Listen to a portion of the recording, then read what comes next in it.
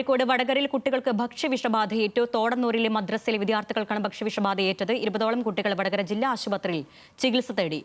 കൂടുതൽ വിവരങ്ങളുമായി കോഴിക്കോട് നിന്ന് അനൽക സെയ്തുണ്ട്. അനൽക, എപ്പോഴാണ് ഈ സംഭവം? കുട്ടികളുടെ ആരോഗ്യനില അതെങ്ങനെയാണ്? അതായത് ഞായറാഴ്ചയായിരുന്നു ഈ സംഭവം ഉണ്ടായത്. ഈ കോഴിക്കോട് വടകരയിലെ തോടന്നൂർ മദ്രസയിലെ കുട്ടികൾക്കാണ് ഈ ഭക്ഷ്യവിഷബാധ ഏറ്റത്. അതായത് ഞായറാഴ്ച ഇവിടെ ഒരു പരിപാടിയിൽ ബന്ധപ്പെട്ട് നേരത്തെ ഭക്ഷണം കുട്ടികൾ കഴിച്ചിരുന്നു. ഇതുമായി ഈ നേരത്തെ ഭക്ഷണം കഴിച്ചതിലൂടെയാണ് ഭക്ഷ്യവിഷബാധ പകർന്നതെന്നാണ് ഇപ്പോൾ ഈ ആരോഗ്യ വിഭാഗം ഉദ്യോഗസ്ഥർ പറയുന്നത്.